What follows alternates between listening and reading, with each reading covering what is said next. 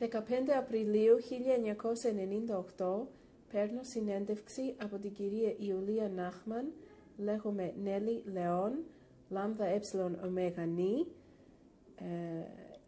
Είμαστε στην Αθήνα, στην Ελλάδα, στα ελληνικά. Πείτε μου το όνομά σας και πώς γράφετε.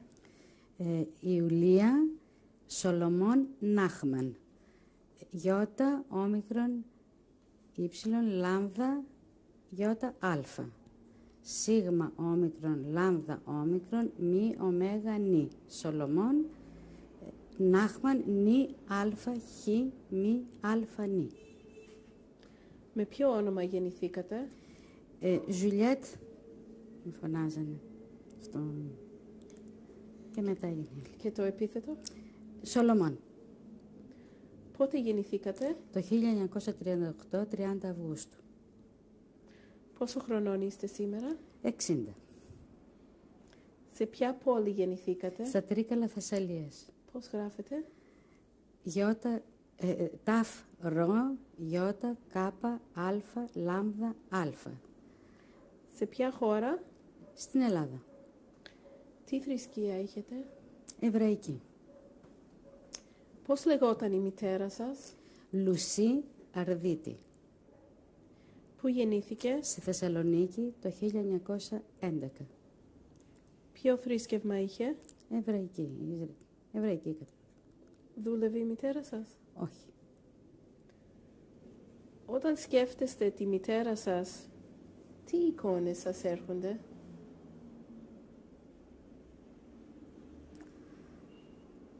Πολύ έτσι ήρεμες, γλυκές, ήταν πολύ τρυφερή, αγαπητή γενικά. Ήταν ένα άτομο πολύ λεπτεπίλεπτη, ήταν μορφωμένη πολύ γυναίκα. Έχω έτσι τις ωραίτερες αναμνήσεις, βέβαια την έχασα όταν ήμουν 10 ετών και τότε είναι οι αναμνήσεις πλέον. Έχετε κάποια δυνατή ανάμνηση από κάτι που είχατε κάνει μαζί με τη μητέρα σας, σαν μικρό κοριτσάκι τώρα πολύ? Η μητέρα μου ήταν πολύ σιωνίστρια και όταν ανακηρύχθηκε η ανεξαρτησία του κράτους στο Ισραήλ το 1948, η χαρά της ήταν κάτι το συναρπαστικό, δεν ξέρω, δεν μπορώ να καταλάβω. Ήταν κάτι το φοβερό. Έλεγε θα κάνω το σπίτι, θα το επιπλώσω, γιατί ήταν βέβαια μετά την κατοχή και ήταν όλα πρόχειρα τα πράγματα, όπως είχαμε έρθει από τα Τρίκαλα, και ήθελε να κάνει καινούρια επίπλωση για να δεχτεί όλο τον κόσμο, τους φίλους, να κάνει μεγάλη δεξίωση, και είναι μια ανάμνηση έντονη που δεν πρόλαβε να τη ζήσει, γιατί πέθανε το μεταξύ.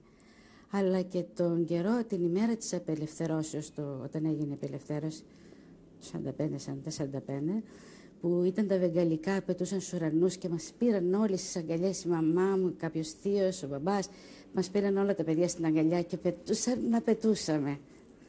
Σαν να πετούσαμε, και ήταν ένας άνθρωπος που τραγουδούσε πάρα πολύ.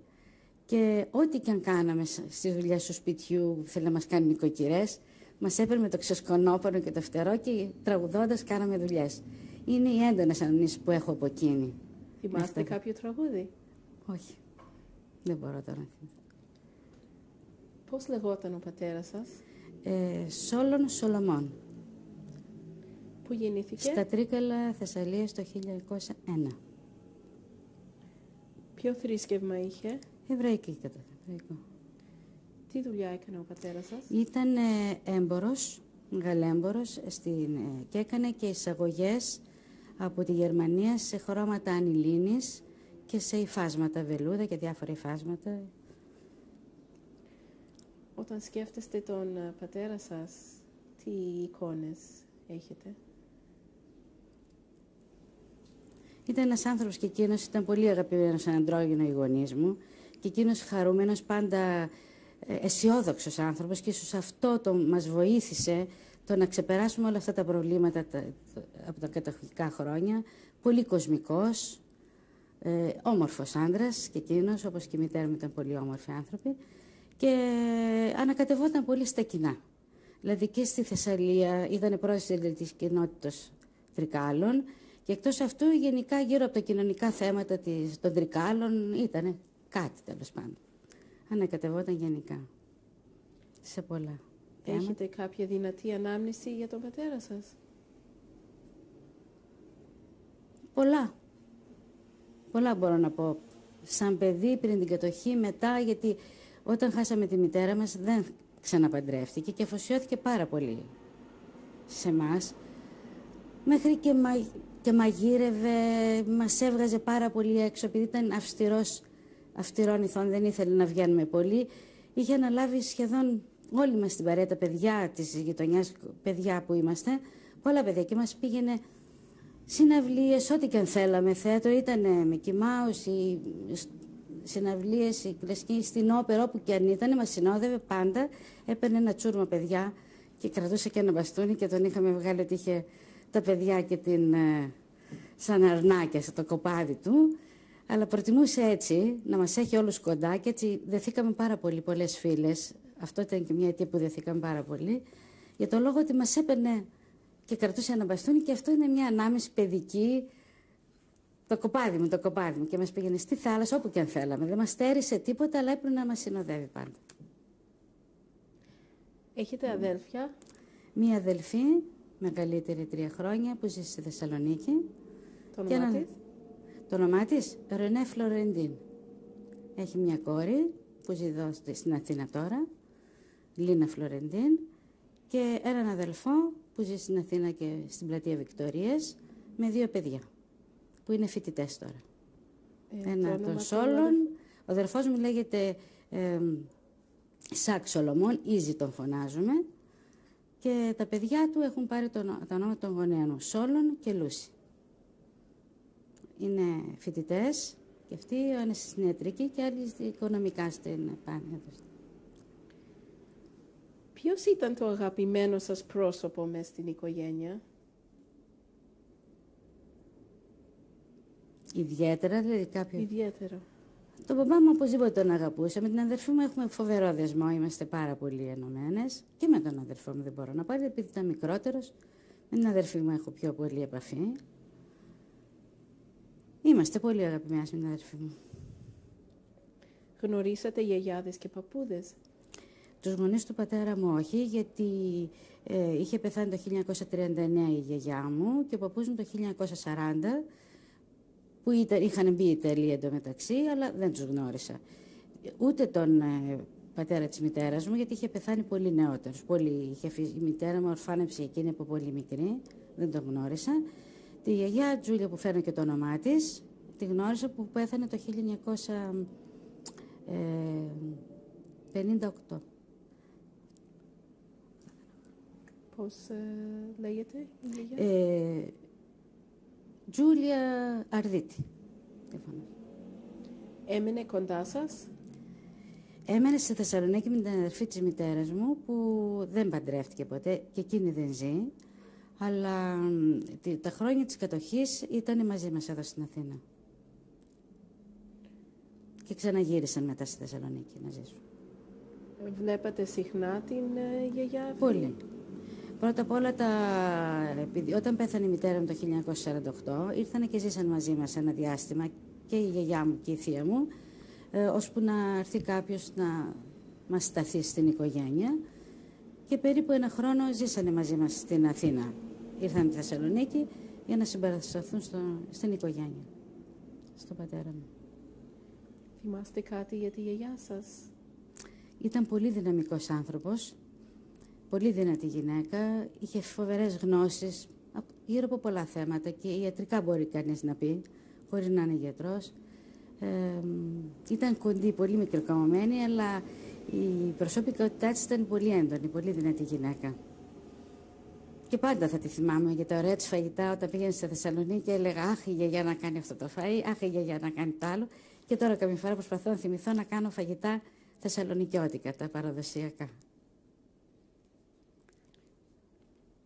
Γνωρίσατε και θείους και θείες? Βεβαίως, από την πλευρά του πατέρα μου ήταν 3 αδέλφια. Η Ιεσούα Σολομών, ο πατέρας μου ήταν πρώτος. Είχε κι άλλα αδέλφια, αλλά δεν ζήσανε. Είχε πεθάνει ένας, δεν ξέρω πότε. Ο δεύτερος λέει της ο Σολομών δεν ζει, η οικογένειά του βρίσκεται εδώ στην Αθήνα τώρα. Και Ραφαήλ Σολομών που δεν παντρεύτηκε ποτέ, τα αδέρφια του πατέρα μου. Από την πλευρά της μητέρας μου η Τζέννη Αρδίτη που ζούσε στη Θεσσαλονίκη αλλά δεν παντρεύτηκε, δεν έκανε οικογένεια. Τα αδέλφια του πατέρα σας μένανε κοντά σας? Όχι, μετά την κατοχή ήρθαμε εδώ μαζί, την κατοχή να κρυφτούμε, με τον παντρεμένο αδερφό, αλλά μετά γυρίσαν στα Τρίκαλα. Μετά την απελευθέρωση γυρίσανε πάλι στα Τρίκαλα και κάποια εποχή ξαναγυρίσαν στην Αθήνα και ζει όλη η οικογένεια. Όχι, τα δύο του παιδιά ζουν στη Λάρισα και άλλοι βρίσκονται εδώ στην Αθήνα. Στα Τρίκαλα που ήσασταν μικρό κοριτσάκι τώρα, είχατε και άλλοι συγγενείς κοντά?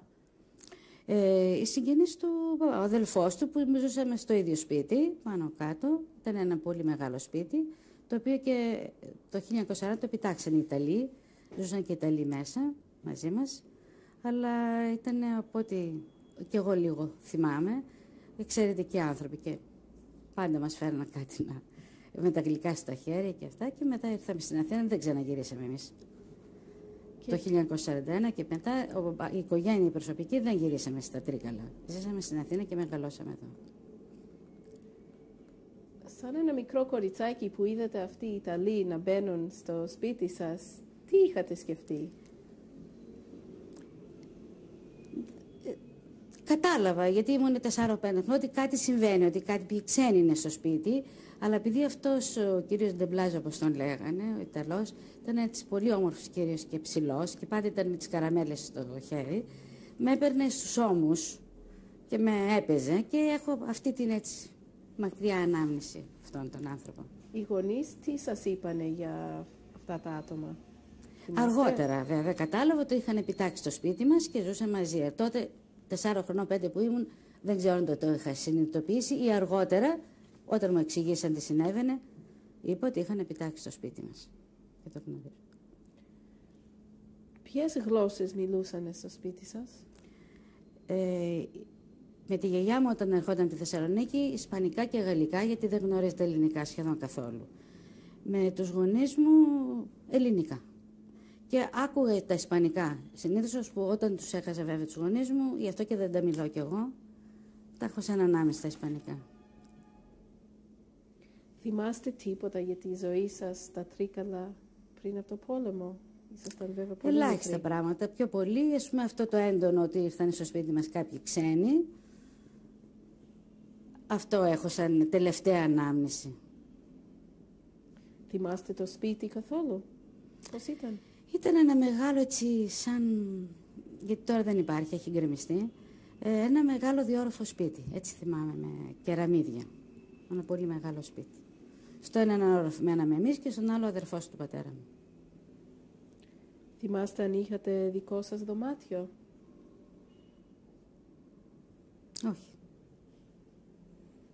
Το σπίτι είχε ρεύμα, νερό, τηλέφωνο? Ναι, βέβαια. Και τηλέφωνο? Δεν μπορώ να απαντήσω αυτό. Δεν ξέρω. Θυμάστε καθόλου μυρωδιές στο σπίτι από μαγειρέματα? Ναι, αυτό ναι. Γιατί έτσι μαγείρευε πολύ ωραία και η μητέρα μου και μετά συνεχεία και εδώ στην Αθήνα που μεγαλώσαμε. Από τη γιαγιά είχε μάθει ωραία πράγματα. Και ο μπαμπάς μου εν συνεχεία ήταν ένας καλός μάγειρας. Θυμάστε καθόλου τι φαγητά τρώγατε, σαν μικρό κοριτσάκι τώρα? Τα θεσσαλονικιώτικα της. Τώρα το κοτόπουλο, το ψάτε γενικά, αλλά ήταν κάποια το αρμίκο, ήταν ένα φαΐ, δαμάσκηνα που το έκανε η γιαγιά μου πολύ με κρέας. Τώρα άλλα λεπτομέρειες. Θυμάστε κάποια γενέθλια που γιορτάσατε?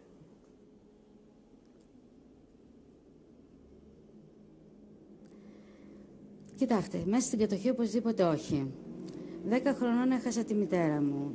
Δεν θυμάμαι μέχρι τότε να κάναμε ιδιαίτερα γενέθλια, γιατί προσπαθούσε η οικογένεια να αναβιώσει. Αργότερα ναι. Όταν λίγο μεγαλώσαμε, σαν παιδιά, φροντίζαμε οι αδερφοί μου, τις αδερφές μου, τα δικά μου, γιορτάζαμε τα γενέθλιά μας. Μετά που είχαν επιτάξει οι Ιταλοί το σπίτι σας, Τι έκανε μετά η οικογένειά σας? Όπως σας είπα, ο παπάς μου έκανε εισαγωγές από την Γερμανία και ο πρόξενος που ήταν στο Βόλο που κάναν τις εισαγωγές ήταν Αυστριακός και τον ειδοποίησε ότι διατρέχουμε κάποιο κίνδυνο και να μην ακούσουμε ό,τι και αν πούν οι Γερμανοί και να σηκωθεί να φύγει να σωθεί. Και ο παπάς μου τον άκουσε και αμέσως το 1941 ήρθαμε στην Αθήνα. Δηλαδή πριν ακόμα κηρυχθεί να μπουν οι Γερμανοί και να πούνε να συλλάβουν τους Εβραίους ή έστω και να φορέσουν το άστρο, ο μπαμπάς μου σηκωθήκαμε και ήρθαμε στην Αθήνα αμέσως και κρυφτήκαμε. Θυμάστε, ξέρετε τι απέγινε το σπίτι εκεί? Καταρχήν, όταν ήταν η Ιταλία, είχε βομβαρδιστεί το κατάστημα του πατέρα μου και καταστράφηκε. Είχε βομβαρδιστεί και το λελεατίσαν μπροστά στα μάτια του. Και γυρνώντας στο σπίτι, δεν άσπαρε τα μαλλιά του. Και λέει η μητέρα μου, τι σου συμβαίνει, έπεσαν σκόνες. Και είχαν ασπρίσει τα μαλλιά του αυτομάτως. Από το σοκ που έπαθε βλέποντας να του λελεατούν το κατάστημα του. Το θυμάστε αυτό? Αυτό όχι. Ξέρω τον μπαμπά μου πάντα με άσπρα μαλλιά, από πολύ νέο. Και αργότερα έμαθα ότι ήταν από το σοκ που πέρασε. Δεν μπορούσε να σώσει τίποτα από τα πράγματά του. Με τον βομβαρδισμό του καταστήματός του. Και εν συνεχεία μετά ήταν όμως φοβερά δυνατός άνθρωπος. Φύγαμε στα βουνά, μόλις πήρε αυτή την ειδοποίηση ότι μπαίνοντας οι Γερμανοί δεν θα ήταν καλό για τους Εβραίους. Μετά κατεβήκανε κάτω, πήρανε ορισμένα πράγματα του σπιτιού και με 3 φορτηγά, από ό,τι ξέρω δηλαδή, από ό,τι μας λέγανε, γιατί δεν μπορώ να τα θυμηθώ όλα αυτά, ήρθαμε στην Αθήνα με την οικογένεια του αδερφού του, που είχε 2 παιδιά τότε. Μας συνόδευσε ο μπαμπάς μου στην Αθήνα, ο αδερφός του, τα 2 τα αδέρφια μείνανε στα Τρίκαλα και ήρθε ο μπαμπάς με τη γιαγιά μου, τη θεία μου, τη μητέρα μου και εμείς τα 2 παιδιά, η αδερφή μου και εγώ. Και το αδερφός μου που ήταν νεογέννητος, ήταν ακόμα όχι ετών. Ποια χρονολογία μιλάμε τώρα? Το 1941. Και ήταν και η θεία μου, η γυναίκα του αδερφού του πατέρα μου, με τα 2 τους παιδιά. Ήρθαμε στην Αθήνα και πήγαμε σε ένα σπίτι, ένας φίλος του πατέρα μου ήταν αξιωματικός, ονομάζεται Μαθιόπουλος, ο οποίος μας έδωσε τις πρώτες βοήθειες. Δηλαδή το να πάμε στο σπίτι του, να συγκεντρωθούμε και να βρούμε ένα κατάλημα. Και μας νοικιάσαμε ένα σπίτι στην Φιλοθέη και πήγαμε όλη η οικογένεια εκεί και ζήσαμε κάποιους μήνες. Αλλά... Θυμάστε καθόλου τη διαδρομή από τα Τρίκαλα στην Αθήνα? Θυμάμαι έτσι πολύ Τι θυμάστε? αδρά ότι κάναμε πολύ καιρό να φτάσουμε και ήταν τελικά από πληροφορίες 3 ημερόνικτα κάναμε, ταξιδεύαμε από τα Τρίκαλα προς Αθήνα να μπούμε στην Αθήνα. Με 3 φορτηγά. Στο ένα είχαμε φορτώσει ό,τι μπορούσαμε από έπιπλα, από ήδη αναγκαίο, ρουχισμό κτλ. Ό,τι ήταν πιο αναγκαίο για να μπορέσουμε να ζήσουμε εδώ. Και αυτά μείνανε, όλα τα άλλα, ό,τι μείνανε πίσω στα Τρίκαλα, το σπίτι καταστράφηκε με τους βομβαρδισμούς. Ό,τι μπόρεσαν και πήρανε μαζί τους. Και ό,τι είχε μείνει στη Θεσσαλονίκη, αργότερα τα πήραμε. Και σταματούσατε στο δρόμο καθόλου, θυμάστε? Για να κάνουμε 3 ημερόνυχτα, οπωσδήποτε κάποιοι σταθμοί θα γίνανε. Τώρα εγώ δεν το θυμάμαι αυτό προσωπικά. Δεν θυμάστε θυμάμαι ότι μπλόκα, τίποτα? Θυμάμαι έτσι πολύ σαν ανάμνηση ότι ταξιδεύαμε. Πεινάω, ξέρω, κάπως έτσι σαν σε όνειρο, γιατί ήμουν 4-5 χρονών. Ήταν μια περιπέτεια, ήταν μια έντονη περιπέτεια, την οποία τα συνειδητοποίησα αυτά αργότερα με τον καιρό. Τι ήτανε όλα αυτά τα γεγονότα που περάσαμε. Είχατε φαγητό? Ναι, γιατί είχε φροντίσει ο μπαμπάς μου, έχοντας και κάποια χρήματα στα χέρια του και ακόμα δεν ήταν Ιταλοί, ήταν η αρχή που μπήκαν οι Γερμανοί, δεν υπήρχαν έντονα προβλήματα να μας σε μπλόκα και τέτοια, από ό,τι έμαθα εκ των υστέρων. Με τρόπο, υπήρχε τρόπος ο μπαμπάς μου να προμηθεύεται χρήματα. Ήταν ένας άνθρωπος πολύ δραστήριος, πολύ δυναμικός, αντιμετώπισε με πολύ όλα τα προβλήματα που πέρασαν όλο αυτό το καιρό. Λοιπόν, και είπατε ότι πήγατε στην Φιλοθέη. Ναι. Δηλαδή πρώτα σε μια οικογένεια Μαθιοπούλου, όπως σας είπα και πριν, που ήταν αξιωματικός του στρατού και πολύ φίλος του πατέρα μου, οι οποίοι η οικογένειά του πάλι, και εκείνος ονομάζεται Κριεζή, αδελφοί της κυρίας Μαθιοπούλου που ζούσαν στη Φιλοθέη, μας βρήκαν ένα σπίτι εκεί. Μείναμε κάποιους μήνες. Αυτό το σπίτι τι ήταν, νοικιαζόμενο? Ναι, το νοικιάσαμε. Αλλά κάποια στιγμή καταλάβαμε ότι είχε γίνει αντιληπτό ότι είμαστε Εβραίοι και ότι κινδυνεύαμε. Και ο μπαμπάς μου αμέσως φρόντισε να βρει άλλα καταφύγια και έτσι σκορπιστήκαμε σε διάφορα σπίτια, φιλικά, θα σας τα πω. Και φύγαμε τη Φιλοθέη. Αυτό το σπίτι στη Φιλοθέη το θυμάστε καθόλου? Αμυδρά, ναι, ήταν μια μονοκατοικία και ζήσαμε όλοι μαζί εκεί. Μετά όμως όταν διαλυθήκαμε... Δηλαδή ποιοι ακριβώς ήταν μαζί σας? Η οικογένειά μας, ο μπαμπάς μου, η μητέρα μου, τα 3 παιδιά εμείς, η γιαγιά μου και η θεία μου από τη Θεσσαλονίκη που είχαν έρθει αμέσως κοντά μας και η γυναίκα του αδερφού του πατέρα μου με τα 2 παιδιά. Όλοι αυτοί ζούσαμε εκεί. Αργότερα ήρθε ο αδερφός του μπαμπά μου. Τα 2 αδέλφοι είχαν μείνει στα Τρίκαλα και ήρθαν λίγο αργότερα. Και πόσο καιρό ήσασταν στη Φιλοθέη περίπου? Περίπου 6 μήνες. Ώσπου μπήκαν οι Γερμανοί και διασάνθηκε ο πατέρας μου τον κίνδυνο τότε, βλέποντας τα γεγονότα γύρω του, και φρόντισε να... Στη Φιλοθέη κυκλοφορούσατε ελεύθερο?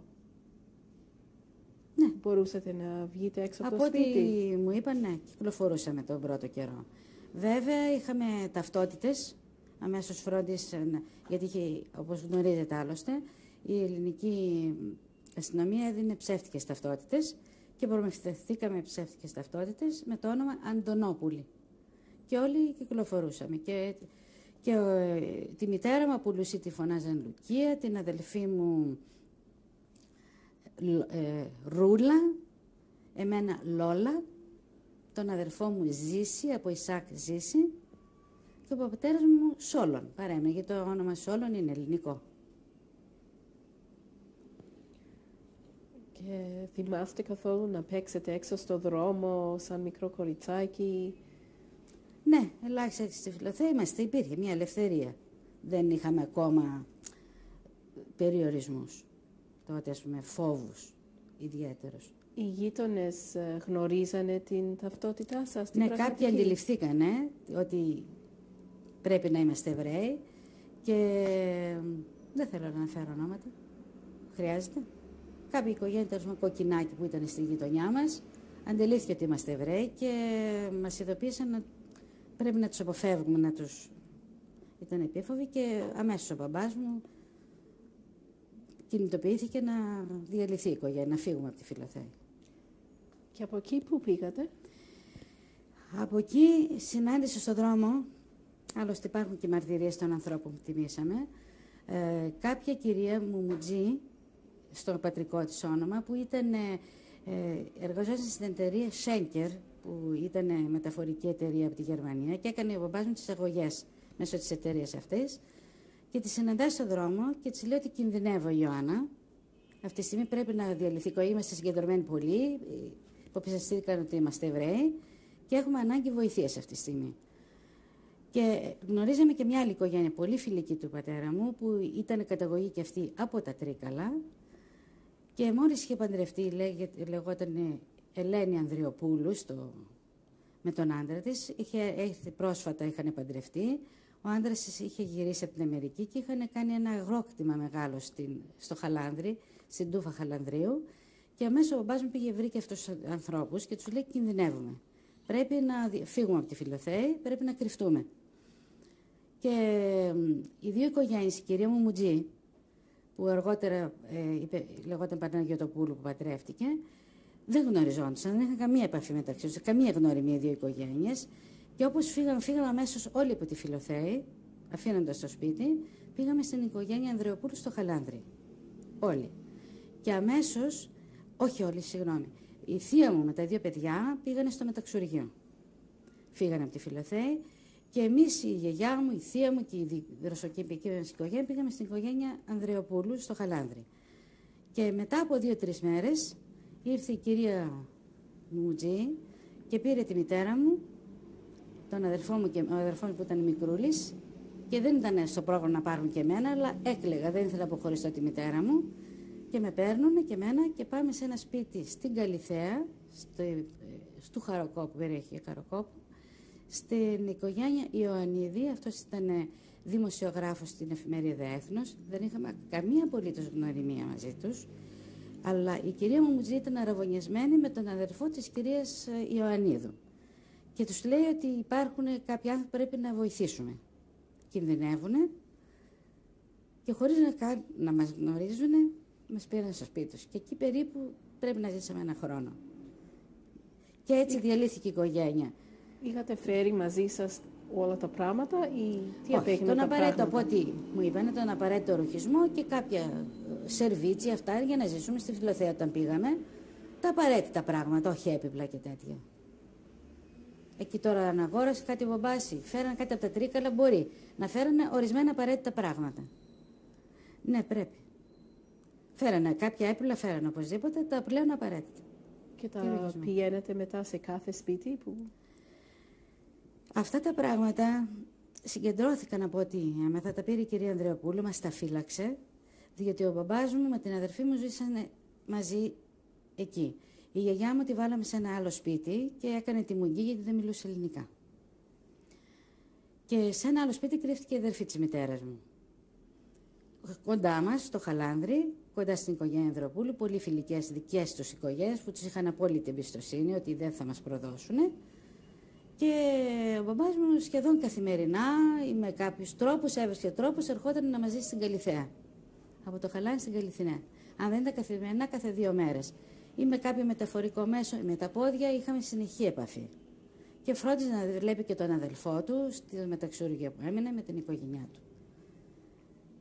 Σταματήσουμε εδώ για να αλλάξουμε κασέτα. Με όλες αυτές τις αλλαγές σπιτιών, τι νιώθετε εσείς σαν ένα μικρό κοριτσάκι, τι είχατε σκεφτεί? Ένιωθω ότι κάτι δεν πάει καλά. Γιατί μου είχαν πει ότι θα βγαίνεις να παίζεις στην αυλή όταν είμαστε στην Καλιθέα, μιλώ, τότε που ήταν με τη μητέρα μου και τον αδερφό μου.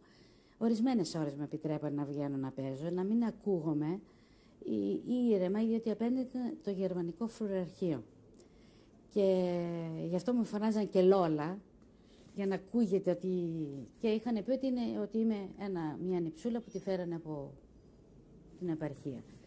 Γιατί ξέραν ότι έχουν ένα παιδί, οικογένεια Ιωαννίδου, η οποία την ονομάζαν Άννη. 1 χρόνο μικρότερη μου και μου επιτρέπανε ορισμένη ώρα, όταν πια φεύγανε οι Γερμανοί, για να μην... Και είχα πάντα μια εντύπωση ότι βρίσκομαι στη φυλακή. Έβλεπα ένα τοίχο ψηλό μαζί μου, καθώς είμαι μικρή, και τελικά έμαθα ότι αυτός ο τοίχος δεν ήταν ο κήπος της αυλής, ήταν του φρουραρχείου. Αλλά ίσως αυτό ήταν το έντονο που είχα μέσα μου και έβλεπα τον τοίχο του φρουραρχείου σαν τον τοίχο του σπιτιού. Ενώ το σπίτι είχε κάγκελα. Και αυτό το έμαθα πολύ αργότερα, ότι για μένα ήταν η εντύπωση ότι ζούσα σε μια φυλακή. Γιατί μου επιτρέπανε ορισμένες ώρες να βγω να παίξω. Ποιες ώρες ήταν αυτές? Μέρα, νύχτα? Μέρα, οπωσδήποτε. Αλλά να μην προκαλούμε, γιατί και ο κύριος Ιωαννίδης, καθώς ήταν δημοσιογράφος, ήταν εκτεθειμένος, ήταν ένας άνθρωπος γνωστός. Θα έπρεπε να παίρναν πολλές προφυλάξεις. Για να... Οι μεγάλοι, οι γονείς είχαν ανησυχίες, βλέπατε κάτι στη συμπεριφορά τους? Οπωσδήποτε, αυτό το σειρακέλα του μπαμπά μου, το ότι δεν ζούσαμε μαζί σε ένα σπίτι, εκείνο ζούσε αλλού. Είχαν αντιληφθεί ότι κάτι δεν είναι, ας πούμε, ομαλό. Δηλαδή, ότι κάτι συμβαίνει. Σας είχαν εξηγήσει? Και συνειδητοποιώ πλέον ότι πρέπει να κρυφτούμε, ότι κρυβόμαστε, ότι δεν πρέπει να πούμε ότι είμαστε, ότι αυτό είναι το όνομά μου, ότι θα με φωνάζουν Λόλα, αντί Τζούλια. Δηλαδή, τα συνειδητοποίησα πλέον ότι κάτι συμβαίνει σοβαρό και πρέπει να ακούω αυτά που μου λένε. Σας είχαν εξηγήσει καθόλου τίποτα για την κατάσταση? Ότι μας κυνηγούνε και ότι πρέπει να κρυβόμαστε από τους Γερμανούς. Φοβόσασταν γενικά? Δεν νομίζω, όχι. Δεν νομίζω ότι ένιωσε τέτοιο. Απλώς ότι ίσως ήταν και κάτι έντονο, ότι κρυβόμαστε από εδώ, από εκεί, τραβιόμαστε. Ίσως και για μένα σαν παιδί να ήταν μια περιπέτεια.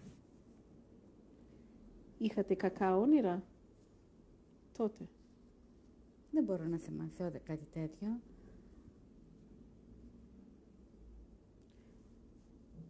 Είχατε δει ποτέ τη μητέρα σας να κλαίει εκείνη την εποχή? Πολλές φορές.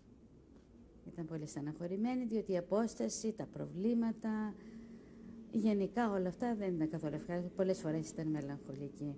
Και να σκεφτεί κανείς ήταν τόσο νέα και την έβλεπα σαν μια μεγάλη γυναίκα. Και οπωσδήποτε τα παιδιά, οι γονείς πάντα μεγάλοι, όποια ηλικία και αν έχουν.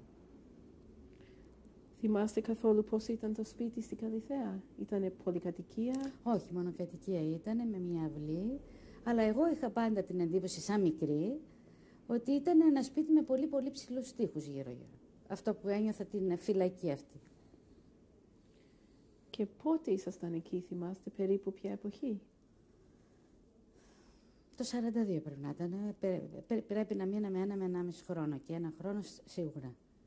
Το 42 και μετά είδαμε ότι και ο μπαμπάς μου ήταν κουραστικό και ότι έπρεπε να συγκεντρωθεί πλέον η οικογένεια, κάπως να ζήσουμε. Πριν ακόμα οι Γερμανοί πούνε ότι θα συλληφθούν οι Εβραίοι, πρέπει να παρουσιαστούν. Εμείς δεν παρουσιαστήκαμε ποτέ. Ο μπαμπάς πάντα κρυβόταν. Διότι είχε πάρει το μήνυμα άλλωστε ότι το ήξερε από πολύ νωρίτερα ότι τα πράγματα θα είναι δύσκολα για τους Εβραίους, να μην ακούσουμε τίποτα, ό,τι και να ακούσουμε. Οπότε η κυρία Ανδριοπούλου φρόντισε, ενημέρωσε ο πατέρας μου ότι πρέπει να βρούμε ένα σπίτι και να συγκεντρωθεί η οικογένεια. Και κοντά τους υπήρχε ένα σπίτι από φίλους της, οι οποίοι ερχόντουσαν μόνο για καλοκαίρι και τους παρακάλεσαν να το παραχωρήσουν και να το νοικιάσουν σε εμάς. Και έτσι φύγαμε πλέον από την Καλιθέα εμείς, ο παπάς μου και η μητέρα και η αδελφή μου από την οικογένεια Ανδριοπούλου και η γιαγιά μου και η θεία μου και συγκεντρωθήκαμε σε ένα σπίτι κοντά τους όμως. Και θα σας πάω όμως λίγο πίσω ακόμα. Στην Καλιθέα πώς αποκτούσατε φαγητό? Ναι. Ο μπαμπάς μου, όπως και πάλι σας είπα, κάνοντας τις εισαγωγές όλες αυτές, είχε και εδώ πέρα κάποια διακίνηση. Και η κυρία Μουμουτζή, η κυρία Παναγιωτοπούλου μετά, πατρεύτηκε, ως εκτελονίστρια, του εκτελώνιζε εμπορεύματα, τα πουλούσε η ίδια, έθετε τη ζωή της σε μεγάλο κίνδυνο και μας προμήθευε έτσι χρήματα να μπορέσουμε να ζούμε, να νοικιάζουμε και να επιβιώσουμε τέλος πάντων. Όλα αυτά τα έξοδα τα αντιμετωπίζαμε γιατί μας βοήθησε πάρα πολύ αυτή η κυρία. Δηλαδή εκτελώνιζε εμπορεύματα, πουλούσε εμπορεύματα στο όνομά της και μας έφερνε τα χρήματα, χωρίς να φάει μια δεκάρα. Και μπορούσε η μητέρα σας να βγει έξω να ψωνίσει κανονικά στα μαγαζιά? Όχι. Ποτέ. Δηλαδή όσο κρυβόμαστε, ούτε η μητέρα μου βγήκε, ούτε εμείς βγήκαμε, πάντα τα τρόφιμα ερχόντουσαν. Και μετά το 43 πρέπει όταν είχαμε πάει να μείνουμε στο Χαλάνδρι που συγκεντρωθήκαμε όλη η οικογένεια, η κυρία Ανδριοπούλου φρόντιζε με την κάρτα που δίνανε τότε, δίνανε με την τρόφιμα, με ανάλογο με τα άτομα, έπαιρνε και για μας. Δεν έβγαιναν ποτέ εμείς για ψώνια. Ο μπαμπάς μου με άλλους τρόπους, ανέβρισκε τρόπους, κρυβόμαστε φεύγοντας, μπορεί. Αλλά η ίδια η μητέρα μου και εμείς ποτέ. Είμαστε κρυμμένοι και μας φέρνουν τα τρόφιμα. Βέβαια η οικογένεια Ανδριοπούλου μας παραστάθηκε αφάνταστα. Ήταν μια οικογένεια που βοήθησε πολύ κόσμο και γύρω από το Χαλάνδρι, ήταν γνωστή. Από τα κτήματά τους τρώγανε και πολύ. Στην Καλιθέα πώς περνούσε η μέρα, θυμάστε? Κοιτάξτε, με την Άννη, η κοπελίτσα που ήταν της ηλικίας μου περίπου 1 χρόνο, παίζαμε σαν παιδιά μέσα στο σπίτι από ό,τι θυμάμαι. Το να βγω έξω ήταν το πρόβλημα που μου επιτρέπουν ορισμένες ώρες. Όχι, δεν βγήκαμε καθόλου. Δεν θυμάμαι, ας πούμε, κάτι τέτοιο να έβγαινα βόλτες. Απλώς είμαστε τα παιδιά, πότε βγαίναν οι Γερμανοί, λίγο μας παίζανε, αλλά ήμουν η ανιψούλα. Θυμάστε την μετακίνηση μεταξύ Καλιθέα και Χαλάνδρι? Πώς πήγατε, με ποιο μέσο? Αυτό δεν το θυμάμαι ειλικρινά. Και δεν το ρώτησα πώς. Με κάποιο αυτοκίνητο, γιατί ήρθαν με αυτοκίνητο να μας πάρουν από οπουδήποτε. Κάποιο αυτοκίνητο πήρε ο μπας και πήρε τα 3 άτομα όπως είμαστε. Είχε νοικιάσει το σπίτι, εκεί στο Χαλάνδρι και συγκεντρωθήκαμε. Πώς ήταν το σπίτι, το θυμάστε? Μια μονοκατοικία πάλι, μέσα σε κτήματα τέλειωτα, γιατί τότε η περιοχή δεν ήταν. Ήταν αγροκτήματα όλη αυτή η περιοχή του Χαλανδρίου. Και ήταν κοντά σε αυτή την οικογένεια Ανδριοπούλου που μας φρόντιζε καθημερινά να έχουμε την τροφή μας και ότι να μην μας λείψει τίποτα. Αλλά και κάτι έτσι που θυμάμαι, το θυμάται και η αδερφή μου, ήταν ένα Πέσαχ. Είχαμε Πάσχα και η γιαγιά έτσι πολύ κρυφά με τη μαμά ετοίμασαν άζυμα και κάναμε σέδερ. Κάναμε, δηλαδή γιορτάσαμε. Και συγχρόνως πηγαίναμε και στην εκκλησία. Διότι έπρεπε να παρουσιαστούμε, είμαστε συγγενείς που είχαμε έρθει την επαρχία. Και όταν ήταν Πάσχα ή Χριστούγεννα, αυτά πήγαμε, έχω μεταλάβει, διότι δεν μπορούσαμε, αφού λεγόμαστε Αντωνόπουλοι και είμαστε χριστιανοί, έπρεπε να μετέχουμε παντού. Οπότε θυμάμαι πάρα πολύ, ας πούμε, το έντονα είναι στην μνήμη μου όταν είχα μεταλάβει. Ήταν οι μέρες Πάσχα, ήταν Μεγάλη Παρασκευή. Και επειδή η κυρία που ήταν οι γείτονες αυτοί που μας φροντίζανε και ξέρανε ότι είμαστε Εβραίοι φυσικά, και βλέποντας ότι θα υπάρχει κίνδυνος να πάμε στην εκκλησία, πάει και ρωτάει τον παπά ότι «Παπά μου, φυλάμε κάποιους, φροντίζουν κάποιους Εβραίους αυτή τη στιγμή και θα πρέπει να τους φέρω να μεταλάβουν. Δεν ξέρω, είναι αμαρτία». Και έτσι λέει, το να σώσεις ανθρώπους δεν είναι αμαρτία και έτσι πήγαμε και μεταλάβουμε. Θυμάστε το όνομα του παπά αυτό? Όχι. Και πώς ήταν το σπίτι εκεί στο Χαλάνδρη? Μια μονοκατοικία μέσα σε πολλά αγροκτήματα. Κυκλοφορούσατε ελεύθερα εκεί? Όχι, παίζαμε. Με την οικογένεια Ανδρεοπούλου είχαμε μια επαφή, αλλά πολύ ελεύθερα όχι. Ο μπαμπάς μου μόνο διακινείται συνεχώς για να μας προμηθεύει, να παίρνει τα χρήματα και αυτά με την κυρία μου. Πάντα στα κρυφά, πάντα να κρύβεται. Παίζατε έξω στο κήπο? Ναι, μετά με την οικογένεια, επειδή η οικογένεια Ανδρεοπούλου είχε 3 αγόρια, δεθήκαμε πάρα πολύ σαν αδέλφια. Και μαζί τους είχαμε το πήγαινε έλα μέσα στο σπίτι, γιατί υποτίθεται ότι είμαστε συγγενείς που είχαμε έρθει από την επαρχία και μας φρόντιζαν. Αυτό είχαν πει. Είχαμε έρθει για κάποιο λόγο. Έτσι είχε δικαιολογηθεί.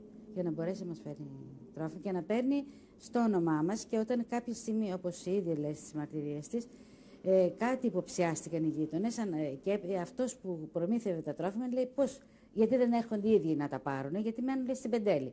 Και τότε φύγαμε από το σπίτι, το εγκαταλείψαμε για 1-2 μέρες, δεν ξέρω πώς κρυφτήκαμε. Αυτό δεν το θυμάμαι εγώ αυτή τη λεπτομέρεια, για να πήγανε και κάνανε έλεγχο στο σπίτι, είδαν ότι δεν κατοικείται, για να μπορέσουν να τους δίνουν πάλι τρόφιμα για τόσα άτομα που έπρεπε να παίρνουν. Δηλαδή ζουν στην Πεντέλη.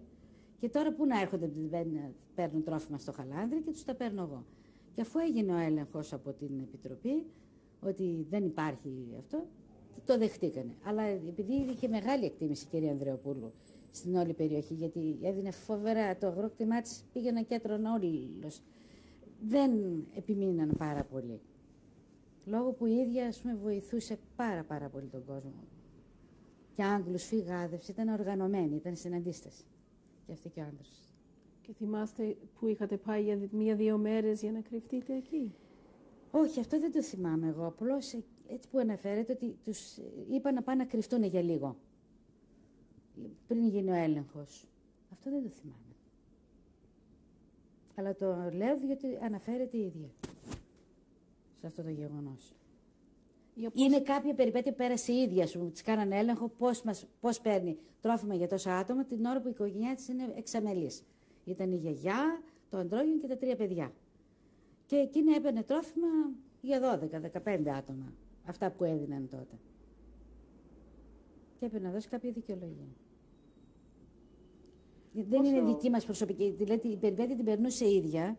Γι' αυτό λέει στον παπά μου κάποια στιγμή πρέπει φύγετε για λίγες ώρες, μέρες ή 1 μέρα ήταν αυτό, για να που θα γίνει ο έλεγχος να μην βρουν κανέναν.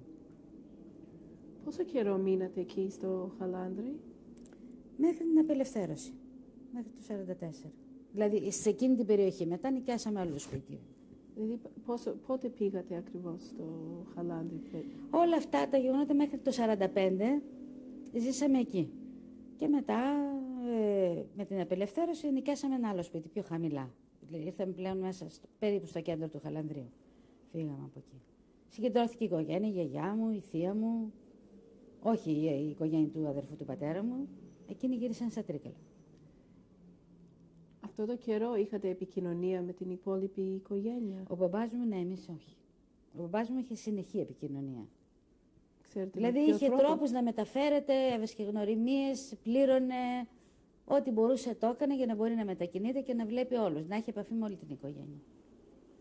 Πήγαινε και έβλεπε Και έλεγε, όλους. μια με πιάσαν στον μπλόκο, έδινε την ψεύτικη ταυτότητα, άλλη φορά έμπαινε σε ένα φορτηγό, άλλη με ένα κάρο, ό,τι τρόπους μπορούσε να βρει να μετακινείται, το έκανε. Ή αυτοκίνητο ήταν αυτό και κάρο και άλλο και γαϊδουράκια, όπως μας έλεγε, ό,τι τρόπο μπορούσε, ό,τι μεταφορικό μέσο. Τον εξυπηρετούσε, προκειμένου να αποφεύγει τα μπλόκα. Έλειπε δηλαδή πολλές ώρες την Πολύ. ημέρα. Καλά, εμάς στην Καλυθέα όταν μας έλειπε, αλλά φρόντιζε κάθε 2 μέρες να τον βλέπουμε. Και αυτό πάντα να κρύβεται, γιατί και για να μπει στο σπίτι στην Καλυθέα θα έπρεπε ορισμένες ώρες να μην τον πάρουν χαμπάρι οι Γερμανοί απέναντι. Αλλά ποτέ δεν παρουσιαστήκαμε στην κοινότητα όταν εξαγγείλαν ότι να παρουσιαστούν να βάλουν τάσο του Δαβίδ. Ποτέ. Εμείς κρυφτήκαμε μονίμως. Κρυβόμαστε. Θυμάστε Δηλαδή, συζητήσεις για αυτό το θέμα μεταξύ των γονιών? ένα κάτι που θυμάμαι ήταν μια άλλη οικογένεια που κρυβόταν τότε στα περίχωρα και έρχεται ο μπαμπάς στο ένδρομος και λέει «Θεούλη μου, ακούω ξαφνικά σόλον». Και πετιούνται λέει κάποιοι μέσα από κάτι που κρυβόντουσαν αυτό.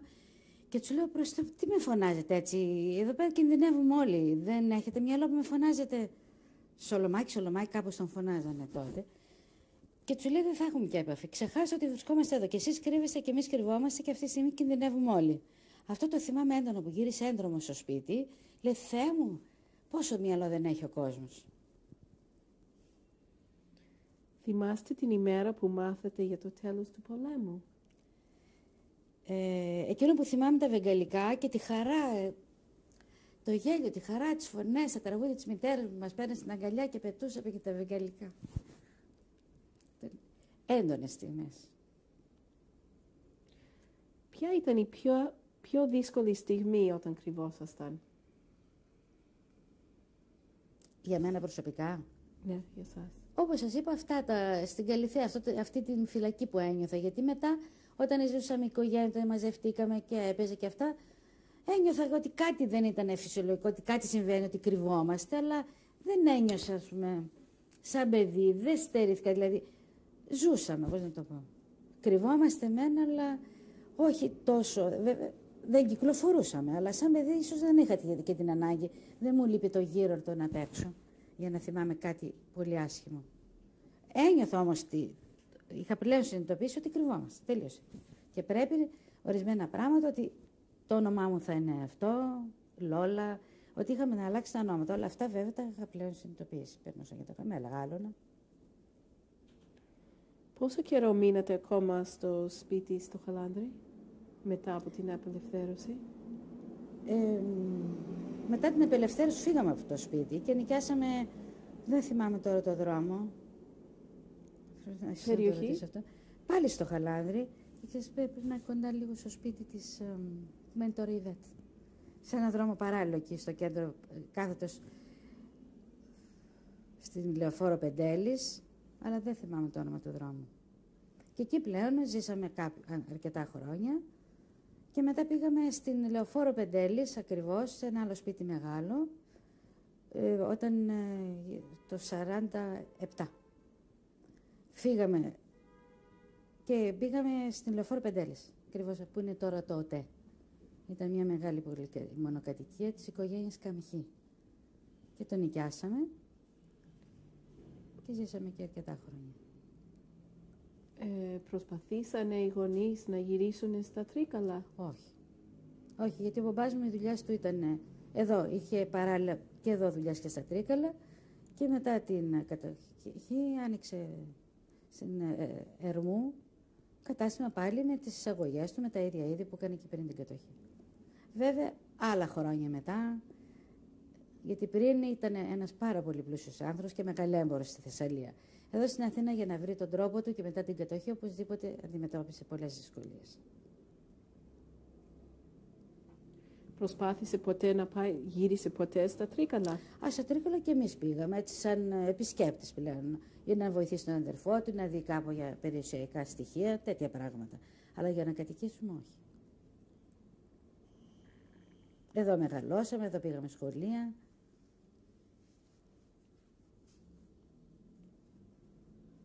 Η μητέρα σας άρχισε να δουλεύει μετά από τον πόλεμο? Όχι. Άλλωστε δεν έζησε και πολύ. Το 1948 πέθανε. Από Δηλαδή, τι?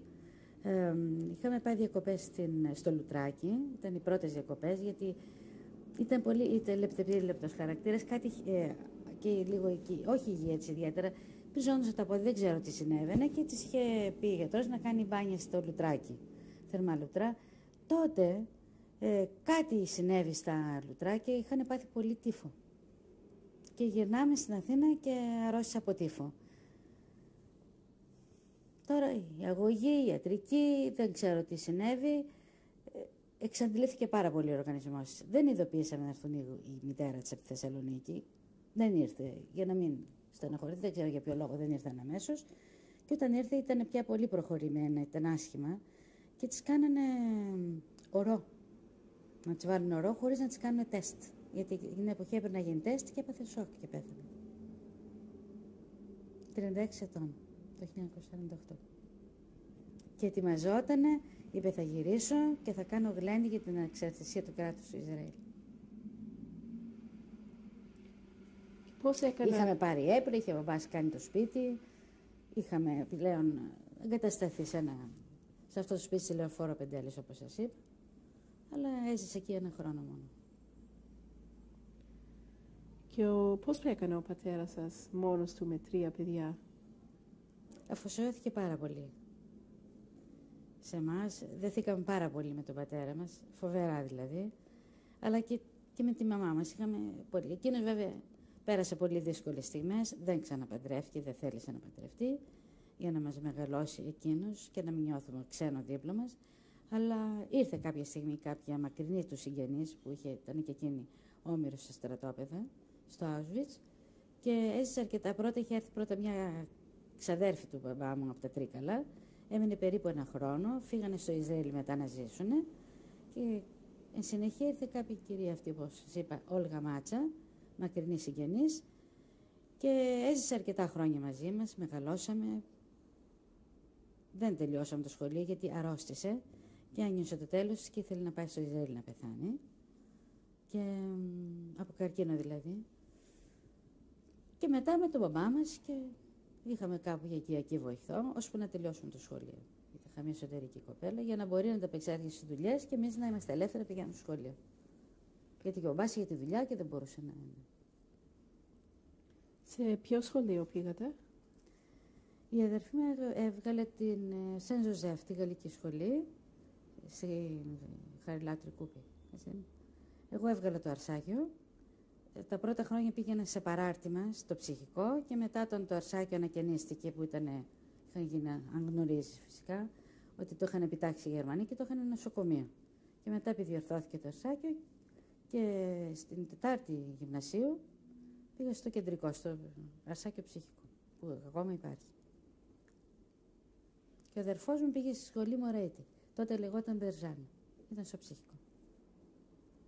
Το τελειώσατε το σχολείο? Ναι. Τη σχολή του Αρσακίου. Ήταν παρθεναγωγείο τότε. Δουλεύατε? Όχι, στον μπαμπά μου εργάστηκα. Τελείωσα μια σχολή λογιστών και πήγα και ήμουν με τον μπαμπά μου στο γραφείο του, που παντρεύτηκα. Πότε γνωρίσατε τον μέλλον σύζυγό σας? Το 1961.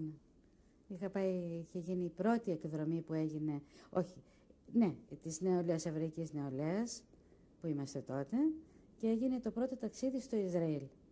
Και είχαμε πάει ένα ταξίδι πολύ.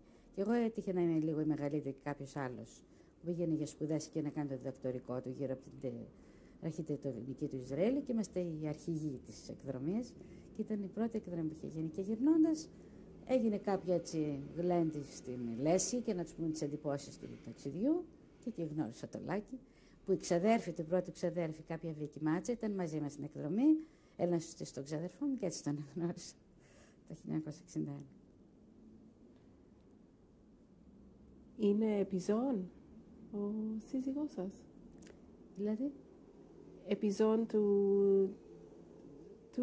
της κατοχής. Ναι, οπωσδήποτε. Δηλαδή, η οικογένειά του, από ό,τι σας είπε και ο ίδιος, είχε κάποιες περιπέτειες και εκείνοι, κρυφτήκανε στο Καρπενήσι, Ο ίδιος ο Λάκης, επειδή δεν έχει κάνει την μπαρμιτσβά, δεν ξέρει καθόλου εβραϊκά, γιατί ήταν μέσα στα κατοχικά χρόνια, οπότε δεν είχαν τις δυνατότητες αυτές. Αλλά είναι από οικογένεια που έχει χάσει τον παππού του, τον αδερφό της μητέρας του, στα στρατόπεδα. Η άλλη οικογένεια διασώθηκε, κρυφτήκανε στο Καρπενήσι. Ο πεθερός μου ήταν και όπως σας είπε και ο ίδιος. Πότε παντρευτήκατε? Το 1962, τον Οκτώβριο του 1962. Μπορείτε να περιγράψετε λίγο το γάμο σας?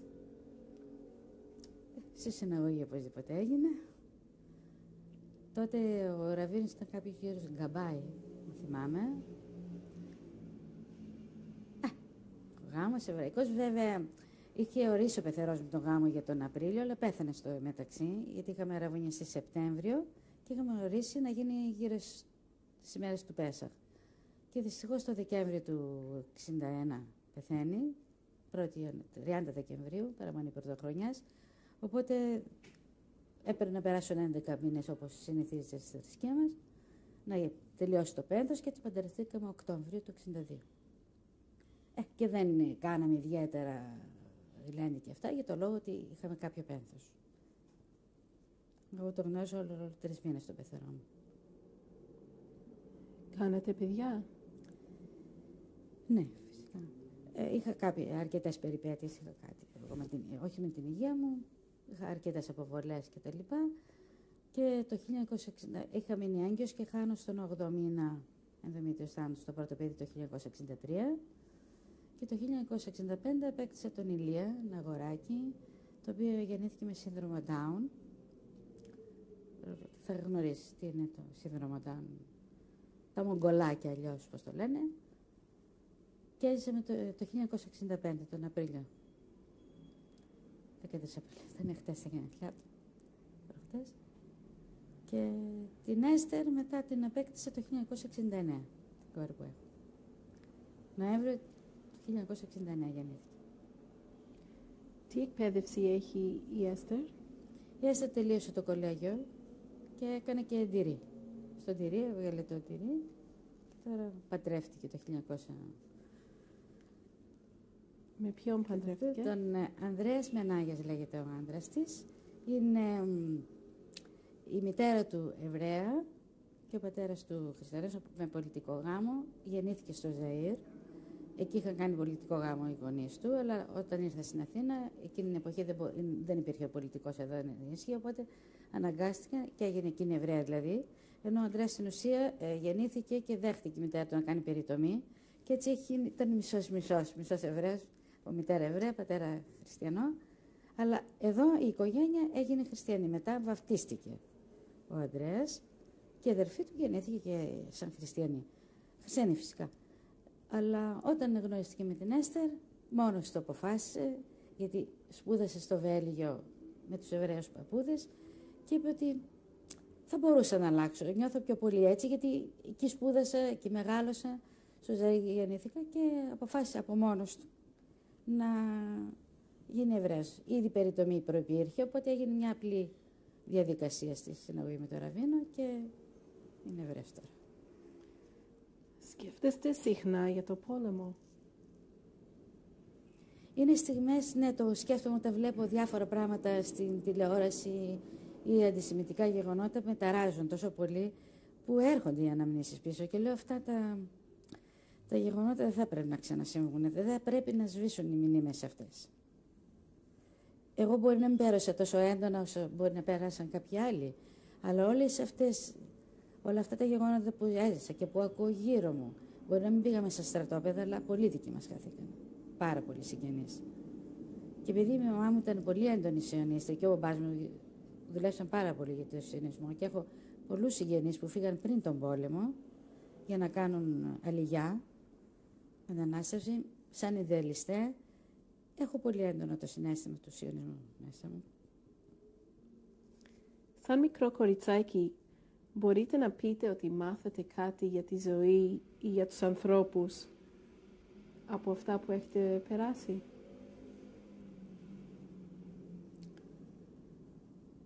Τι να σας πω, πιστεύω ότι με τόσα που συμβαίνουν γύρω μας, ότι πρέπει να είμαστε άνθρωποι και να σεβόμαστε γύρω τους ανθρώπους και να σεβόμαστε καταρχήν τα δικαιώματα των ανθρώπων. Όσο και δεν λέμε ότι η θρησκεία εβραϊκή είναι ανεκτική, πιστεύω ότι ορισμένα πράγματα, όχι ότι δεν πρέπει να είμαστε ανεκτικοί, δεν πρέπει να τα δεχόμαστε, να συμβαίνουν πλέον. Το ολοκαύτωμα ήταν φοβερό για να δείξει στους ανθρώπους ότι δεν πρέπει να συμβαίνουν τα γεγονότα και που συμβαίνουν γύρω μας, συνεχώς ακούμε δυσάρεστα πράγματα. Να συμβαίνουν στον τρίτο κόσμο, σε διάφορες χώρες. Κρατήσατε επαφή με τα άτομα που σας βοηθήσανε όλα αυτά τα χρόνια? Πολύ. Και όπως και ήδη αναφέρονται, γίναμε ειδικά η Άννη, αυτή τους γονείς μου τους φώναζε θείο και θεία. Θείο Σόλων, θεία Λουσί. Έτσι μεγαλώσαμε. Ερχόντουσαν τακτικά στο Χαλάνδρι. Με την άλλη οικογένεια Ανδρεοπούλου, όπως η ίδια λέει, η Ρενέ ήταν το κορίτσι του σπιτιού, η κόρη μου.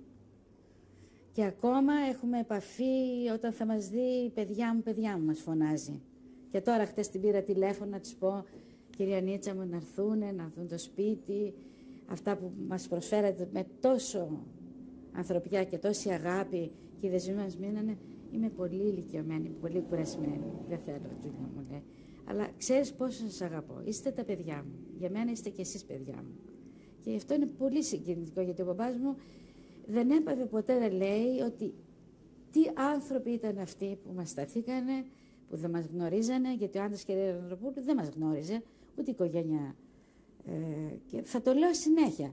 Και όταν ζητήσαμε να τους τιμήσουμε, το θεώρησαν πάρα πολύ σπουδαίο πράγμα, που για μας ήταν το ελάχιστο που μπορούσαμε να τους δώσουμε. Θα σταματήσουμε εδώ για να αλλάξουμε κασέτα. Μας λέγατε για τις οικογένειες που σας βοηθήσανε ότι τους είχατε τιμήσει. Πώς τους είχατε τιμήσει? Στάλει κάποιο ενημερωτικό από την κοινότητα, ή δεν ξέρω, και το Γιάντο Βασάμ φυσικά μια συνεργασία, ότι όποιοι επιθυμούν να τιμήσουν οικογένειες που τα κατοχικά χρόνια τους βοηθήσανε, κάναμε κάποια αίτηση, βρήκαμε η κυρία η Ανδρεοπούλου, η οποία ζει ακόμα γυναίκα, έγραψε εκείνη το ιστορικό, τις μνήμες της, το πώς μας έσωσε. Η κυρία Παναγιωτοπούλου, Τζίπα Παναγιωτοπούλου, η οποία, όπως σας είπα και πριν, εργάζεται στην εταιρεία Σέγκερ και είχε και μετά πολύ επαφή με τον μπαμπά μου, γιατί εκ των υστέρων συνεχώς συνεργαζόντουσαν. Ήταν εκ των νησίς ο άντρας της, γιατί και εκείνος δεν ζει. Και κάναμε με τις μαρτυρίες τις δικές της και της αδερφής μου που ήταν η μεγαλύτερη και αιτήσεις για του αδερφού μου και τη δική μου, ότι επιθυμούμε να τιμήσουμε αυτούς τους ανθρώπους. Θέλαμε και άλλες οικογένειες, γιατί πολλοί μας προστρέξανε, αλλά μας είπαν περισσότερο από 3 άτομα δεν θα μπορούσαν να δώσουν, διότι είναι και άλλα ονόματα που θα θέλαμε. Ανθρώπους που φυλάξαν τη γιαγιά μου, τη θεία μου, που μας δίναν τρόφιμα, που ξέρανε η γειτονιά όλοι ότι είμαστε Εβραίοι και συνεργαζόντουσαν, αυτοί που σας είπα μας πήγανε στην εκκλησία κτλ. Αλλά μας είπαν ότι δεν μπορούμε περισσότερο από 3 άτομα.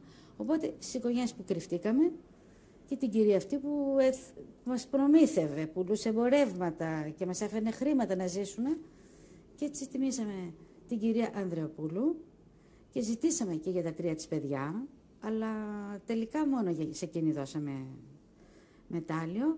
Βέβαια υπήρξαν κάποιες αμφισβητήσεις, διότι το να έρθουμε από το 1941 στην Αθήνα ήταν κάτι πολύ... Δεν το δέχτηκαν στο ΓΕΤΑΦΑΣΕΜ εύκολα. Δεν μπορεί, την ώρα που δεν είχαν μπει ακόμα οι Γερμανοί. Και να κάνω και προσέθεσα εγώ μετά, ίσως ήταν λάθος από την αρχή, ότι με τη συνεργασία που είχε ο μπαμπάς μου με τη Γερμανία και τον Αυστριακό τον είχε προειδοποιήσει, είχε την πρόνοια αυτή να έρθουμε πολύ πιο νωρίτερα στην Αθήνα από ότι πριν μπουν οι Γερμανοί.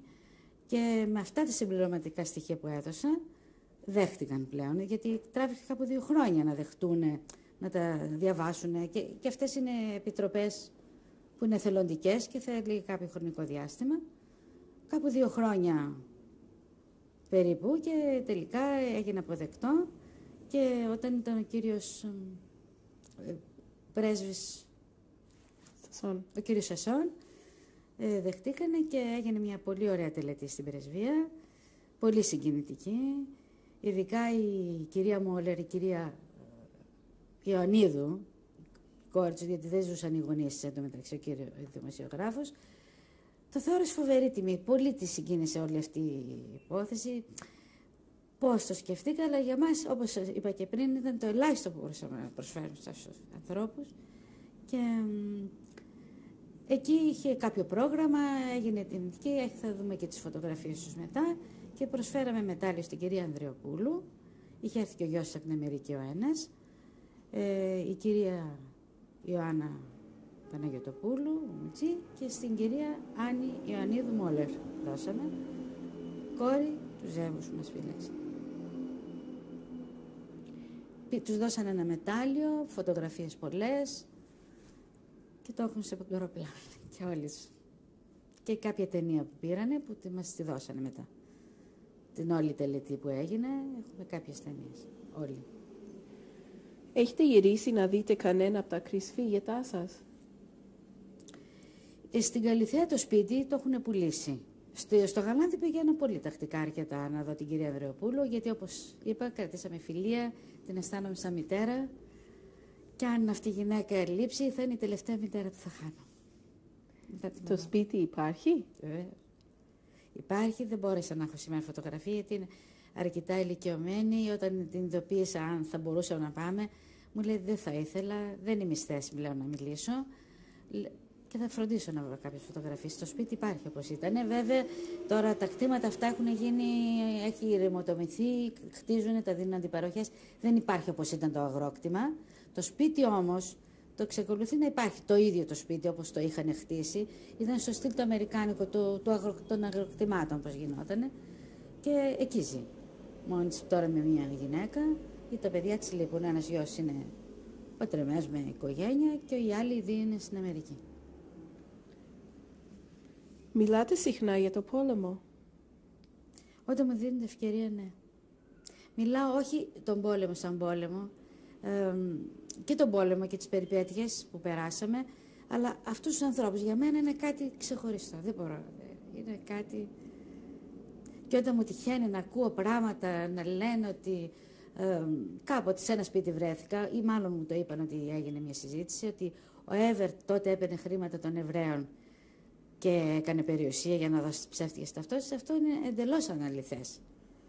Και έτυχε να ακούσω κάτι τέτοιο και έγινα έξαλλη. Γιατί και έπιασα οικογένειες, γνωστές, φιλικές. Είχατε ψεύτικες ταυτότητες. Πληρώσατε τίποτε? Για να το αποδείξω σε μια φίλη μου, λέει: άκουσα αυτό και άκουγα πάντα από τον μπαμπά, το δικό σου τον μπαμπά, ότι ποτέ δεν πληρώσατε κάτι. Και φυσικά δεν πληρώσαμε. Και όταν ακούω κάτι τέτοια πράγματα, οπωσδήποτε με ενοχλούν. Τι σας όθησε να καταθέσετε τη μαρτυρία σας? Τι με όθησε ότι δεν πρέπει να ξεχαστεί στον αυτά τα γεγονότα και περνώντας σε γενιές αμφισβητούνται πολλά πράγματα. Και πρέπει να μπει στην ιστορία. Τώρα βέβαια το δικό μου είναι πολύ ελάχιστο μπρος σε άλλα που έχουν τραβήξει άνθρωποι που ζήσανε στο Auschwitz, στα στρατόπεδα συγκεντρώσεως. Οπωσδήποτε αυτοί έχουν άλλες εμπειρίες από τις δικές μου. Αλλά οπωσδήποτε όλοι είχαμε κάποια περιπέτεια. Ή έτσι ή αλλιώς. Έχετε κάποιο μήνυμα για τις επόμενες γενιές? Αν θα μπορούσαν να μην ξεχαστούν τα γεγονότα αυτά. Αυτό. Τι άλλο μπορεί κανείς? Να διατηρηθεί, να μπει στην ιστορία. Αυτό. Εγώ ας πούμε πιστεύω ότι και όλη αυτή η κίνηση και όλο αυτό που γίνεται είναι σπουδαίο για το λόγο ότι θα πρέπει να μπει πλέον στην ιστορία, να μην αμφισβητηθεί αυτό το γεγονός, γιατί υπάρχουν αμφισβητήσεις. Και αυτό με ενοχλεί φοβερά, γιατί ζήσαμε κάποιες καταστάσεις, βλέπουμε τους ανθρώπους με τα νούμερα, πώς μπορούμε να αμφισβητηθούν αυτά τα γεγονότα, ότι υπάρχουν οι αλήθειες, οι πραγματικές. Γιατί έχω πάει και στο Auschwitz, πήγα, επειδή εργάζομαι στη Βίζο, είμαι πολλά χρόνια όσο θυμάμαι τον εαυτό μου, από μικρό παιδί, και από κοπέλα και φρεσκοπαντρεμένη, και σαν νέα και με την οικογένεια που είχα, δεν σταμάτησα ποτέ να δουλεύω και πριν μερικά χρόνια είχαμε κάνει μια επίσκεψη στο Auschwitz με μια γενική διαμαρτυρία που έγινε, διότι θέλανε εκεί που είχαν συγκεντρώσει τα παιδιά που ήταν το στρατόπεδο των παιδιών, των ίδιων, θα το έχεις ακούσει άλλο σε αυτό το γεγονός. Έγινε μια παγκόσμια διαμαρτυρία, συγκεντρωθήκαν πρώτα στο Παρίσι από όλο τον κόσμο, Εβραίοι, και έγινε μια διαμαρτυρία εκεί να μην το κάνουν θέλουν να το κάνουν οι καλόγριες. Το κάνουν να ζήσουν εκεί πέρα και είπαν ότι αυτό πρέπει να μείνει στο Auschwitz σαν το μνημείο των παιδιών που σκοτώθηκε εκεί και συγκεντρώνουν τα παιδιά. Και γι' αυτό όταν υπάρχουν τέτοιες αμφισβητήσεις δεν πρέπει να ξεχαστούν τα γεγονότα. Ευχαριστώ. Και εγώ ευχαριστώ. Και εγώ ευχαριστώ για την τιμή μου δώσετε να κάνω μια κατάθεση.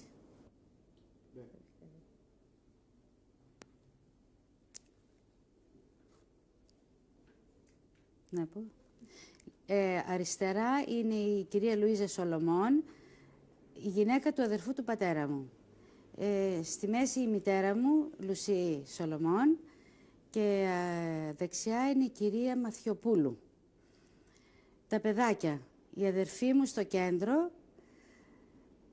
και προς τα αριστερά είμαι εγώ με το Φιόγκο και ο αδελφός μου, ο μικρός, και δεξιά είναι η Ρένα και η Νινέτα Σολομών, παιδιά του αδερφού του πατέρα μου. Αυτό πρέπει να είναι 43 με 44, βλέποντας την ηλικία των παιδιών. Δεν έχει ημερομηνία, δεν μπορώ να σας πω ακριβώς. Αριστερά είναι η μητέρα μου, στο κέντρο η γιαγιά μου, Τζούλια Αρδίτη, κρατάει στην αγκαλιά της τον αδελφό μου που είναι μηνών, και δεξιά είναι η αδελφή της μητέρας μου, Τζένι Αρδίτη, και εγώ. Κάτω το παιδάκι, και πρέπει να είμαστε στην Φιλοθέη, μόλις είχαμε πρωτόρθει, στην Αθήνα, το 1941. Η κυρία είναι η γιαγιά μου, Τζούλια Αρδίτη, στη Θεσσαλονίκη, γύρω στη δεκαετία του 50, να είναι 50-55, εκεί περίπου, στη βεράντα του σπιτιού της στη Θεσσαλονίκη. Από δεξιά είναι πάλι η γυναίκα του αδερφού του πατέρα μου, Λουίζα Σολομών, με τα δύο της παιδιά, τη Ρένα και την Ινέτα, κοντά της. Στο μέσο είναι ο μπαμπάς μου, Σόλων Σολομών, η μητέρα μου και η αδελφή μου, εγώ και ο αδελφός μου. Πρέπει να είναι γύρω στους 43 αυτή η φωτογραφία, κρίνοντας από την φωτογραφία. Αυτό είναι ένα δελτίο διανομής τροφίμων που μας δίνανε σαν ενίσχυση στα άτομα και από ό,τι βλέπω στην ημερομηνία γράφει το 1944. Αυτή η κυρία ονομάζεται Όλγα Μάτσα, ήταν όμηρος στα στρατόπεδα του Auschwitz και ήρθε κοντά μας, είναι μακρινή συγγενής και μας μεγάλωσε μετά το θάνατο της μητέρας μου. Ο κύριος είναι ο κύριος Μαθιόπουλος, που έχω αναφερθεί, πολύ φίλος του πατέρα μου, αδελφικός, ο οποίος τις πρώτες στιγμές που ήρθαμε στην Αθήνα από τα Τρίκαλα, μας μάζεψε στο σπίτι του και μετά διασκορπιστήκαμε. Ήταν πολύ πολύ φίλος του μπαμπά μου. Δεν ζει.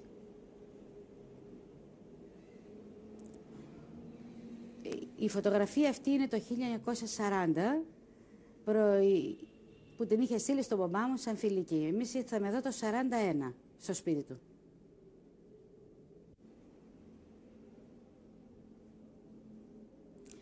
Εδώ βρισκόμαστε στο σπίτι της κυρίας Ανδριοπούλου. Η ίδια είναι αυτή που κάθεται και κρατάει το μωρό, που είναι η κόρη της αδελφής μου, ενός έτους, το 1961 πρέπει να είναι. Λοιπόν, λάθος. Το 60 δεν είναι. Πώς μπερδεύτηκαν. Λοιπόν, εδώ βρισκόμαστε στο κτήμα του κυρίου Ανδρεόπουλου, εκεί που κρυφτήκαμε τα χρόνια της κατοχής, στην οικογένεια. Από αριστερά είναι ο κύριος Ανδρεόπουλος. Μετά είναι η αδελφή μου, στο κέντρο η κυρία Ανδρεοπούλου, που κρατάει την ανιψιά μου ενός έτους, και δεξιά είμαι εγώ, Τζούλια.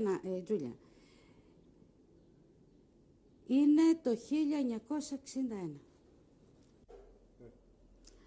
Από αριστερά είναι τα παιδιά του αδελφού μου, η Σάκ Σολομών, ο Σόλων και η Λούση. Δίπλα είναι η κυρία Μουμουτζή Παπανακιωτοπούλου, η κυρία που έχω αναφερθεί ότι μας βοήθησε πολύ στα κατοχικά χρόνια. Πίσω είναι ο κύριος Στάθης Ανδρεόπουλος, που ζει στην Αμερική, γιος της οικογένειας Ανδρεοπούλου. Δίπλα με τα γυαλιά είναι ο αδελφός μου, Ισάκ Σολομών. Από πίσω φαίνεται η ανιψιά μου, Λίνα Φλωρεντίν, παντρεμένη τώρα. Μπροστά είναι η κόρη μου, Έστερ Νάχμαν Μενάγια. Πιο δίπλα η αδελφή μου, Ρενέ Φλωρεντίν. Πίσω ο ψηλός είναι πάλι γιος της οικογένειας Ανδρεοπούλου, ο Μανώλης Ανδρεόπουλος. Μπροστά η κυρία Ανδρεοπούλου, Ελένη Ανδρεοπούλου. Πιο δεξιά η νύφη μου, Ζέτα Σολομών, σύζυγος του αδελφού μου. Έπειτα είμαι εγώ, Τζούλια Νάχμαν, και πίσω ο άντρας της κόρης μου, Ανδρέας Μενάγιας. Είναι το 1982, πότε έγινε πάνω μου? 92. Βρισκόμαστε στην πρεσβεία την ημέρα που έγινε η απονομή των βραβείων από το Γιάντ Βασέμ.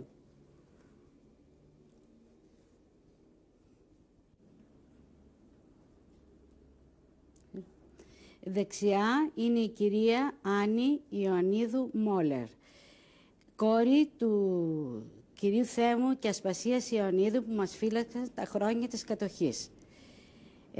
Η φωτογραφία και δεξιά είναι ο πρέσβης του Ισραήλ, κύριος Δαβίδ Σασόν, το Μάιο του 1994, και είναι την ημέρα της τελετής που απονεμήθηκε βραβείο από το Γιάντ Βασέμ σε οικογένειες που βοήθησαν στα κατοχικά χρόνια εβραϊκές οικογένειες. Η στιγμή της απονέμεται το βραβείο και ένα δίπλωμα εις ανάμνηση και προσφοράς σε οικογένειες που βοήθησαν. Η κυρία δεξιά ονομάζεται Ιωάννα Παναγιωτοπούλου Μουμουτζή στο πατρικό της, νονά της κυρίας Άννης Ιωαννίδου Μόλερ, που μας βοήθησε σημαντικά τα χρόνια της κατοχής, βοηθώντας μας και σε τρόφιμα και τον ίδιο μας τον πατέρα να μας προμηθεύει χρήματα για να επιζήσουμε.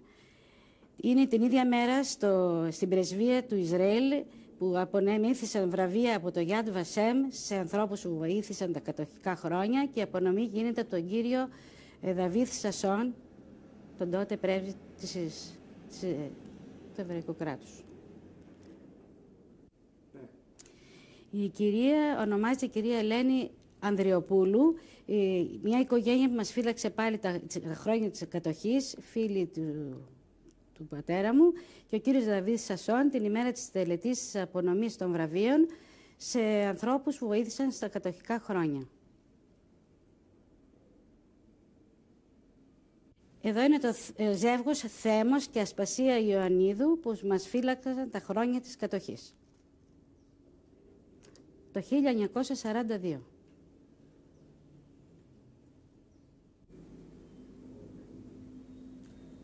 Παρουσιάστε μας την οικογένειά σας. Ο σύζυγός μου, Μιχαήλ Νάχμαν, η γυναίκα του αδελφού μου, κυρία Ζέτα Καπέτα Σολομών, η κόρη μου Έστερ Μενάγια, η κυρία Άννη Μόλερ Ιωαννίδου και ο αδελφός μου Ισάκ Σολομών, μέλη της οικογένειας. Έστερ, οι γονείς σας μιλούσαν συχνά για τον πόλεμο και τις εμπειρίες τους. Δεν ήταν πολύ συχνές οι κουβέντες, ήταν πιο πολύ της γιαγιάς, της μητέρας του πατέρα μου, γιατί ίσως ήταν μικρή. Πολλά όμως μάθαμε όταν έγινε η βράβευση της Άννη και έτσι μάθαμε πολύ περισσότερα εκείνη την εποχή για το τι συνέβη εκείνα τα χρόνια. Ευχαριστώ. Κυρία Μόλερ, πώς είχαν πάρει την απόφαση η οικογένειά σας να βοηθήσουν αυτά τα άτομα που ούτε καν γνωρίζανε? Πολύ απλό. Από ό,τι μου είπε ο πατέρας μου, του ζήτησε ο γαμπρός του και νουνός μου να βοηθήσει μια οικογένεια και είπε ανοιχτό το σπίτι μου. Αυτό ήταν όλο. Ευχαριστώ.